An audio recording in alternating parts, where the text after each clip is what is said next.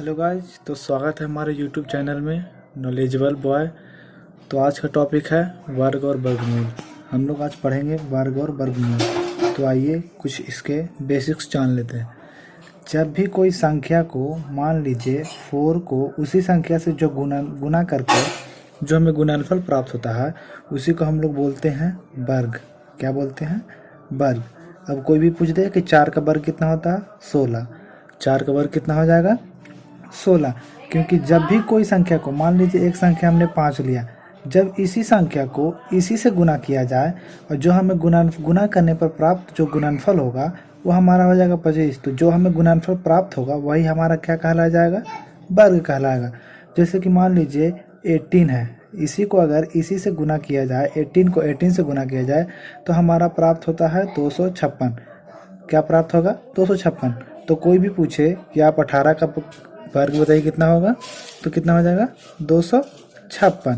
तो ये होता है कुछ बेसिक्स फॉर्मूला कि जब भी किसी संख्या को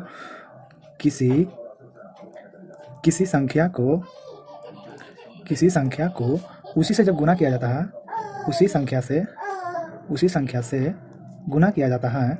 क्या किया जाता है? गुना किया जाता है। तो जो हमें गुणनफल प्राप्त होता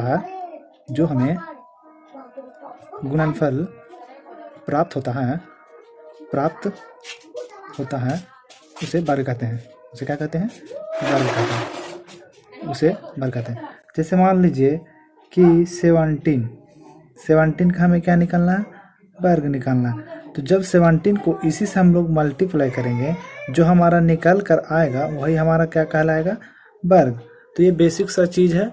किसी भी संख्या को अगर हम उसी से गुना करते हैं तो जो हमें संख्या प्राप्त होती है उसे क्या कहते हैं? वर्ग। अब आइए कुछ महत्वपूर्ण नियम के अनुसार।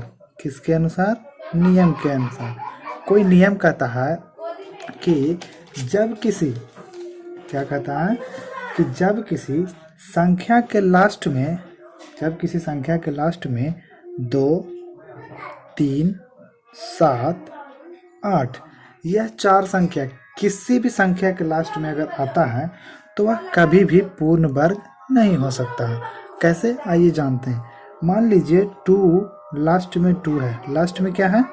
2 है। अब बताइए 22 किसी का वर्ग है?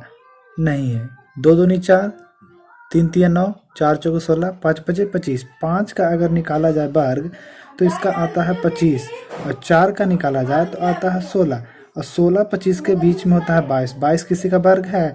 तो नहीं। इससे यह नियम कहता है कि अगर किसी भी संख्या के लास्ट में 2, 3, 7 और 8 रहे तो वह किसी भी संख्या का पूर्ण वर्ग नहीं हो सकता। अब जैसे मान लीजिए कोई भी, ये तो छोटा संख्या है तो हम लोग आसानी से जान गए, लेकिन अगर कोई बड़ा संख्या दे दे, मान लीजिए कि 10825796 अगर बोल दिया जाए कि बताइए ये किसका वर्ग है, तो हम लोग सबसे पहले नियम याद करेंगे। क्या करेंगे? नियम। यहाँ पर लास्ट वाला देखेंगे कि जिस संख्या के लास्ट में अगर 8 रहता हो, 7 रहता हो, 3 रहता हो या 2 रहता हो, अगर किसी भी संख्या के लास्ट में 4 अंक दिख जाए तो हमें सीधी समझ जाना है कि वह कभी पूर्ण वर्ग नहीं हो सकता। तो देखिए, तो इसके लास्ट वर्ग में क्या है? 8 है। अतः हम कह सकते हैं कि यह पूर्ण वर्ग नहीं है।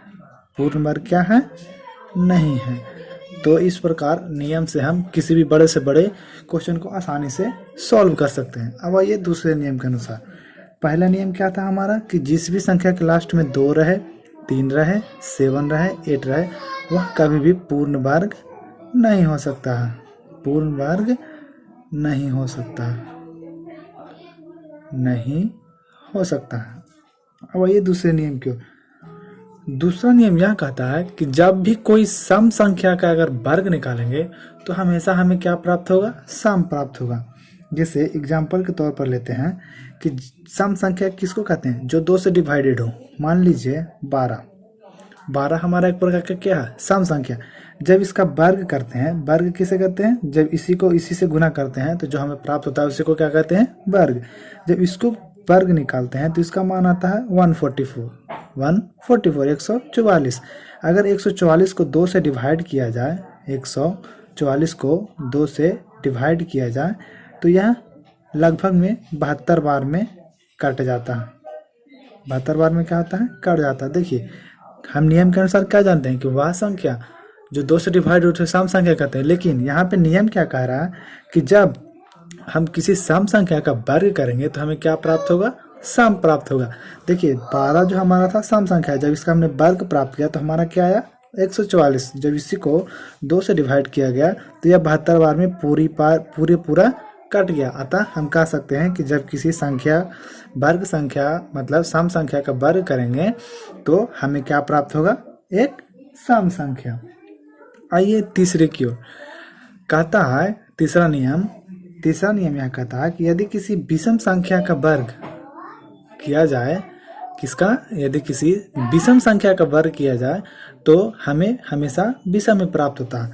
अब जैसे मान लीजिए हमारा विषम संख्या किसे कहते हैं, जो 2 से डिवाइडेड ना हो, जैसे 3, 5, 7, ये सब 2 से डिवाइडेड नहीं होते हैं, कुछ शेष रह जाते हैं, तो विषम संख्या उसे कहते हैं जो 2 से पूरा डिवाइडेड ना हो।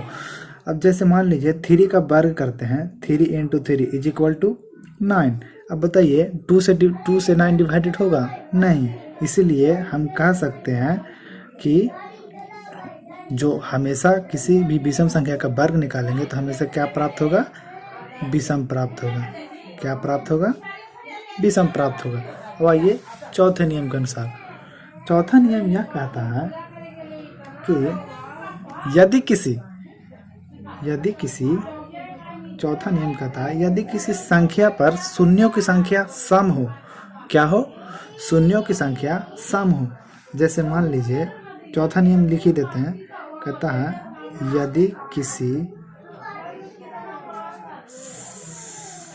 यदि किसी संख्या में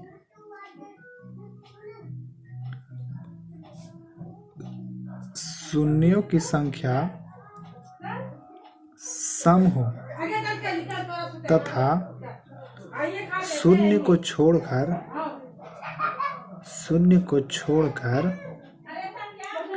जो संख्या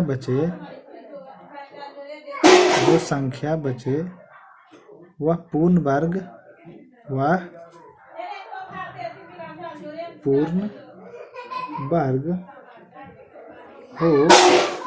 हो तो वह पूर्ण वर्ग हो सकता है।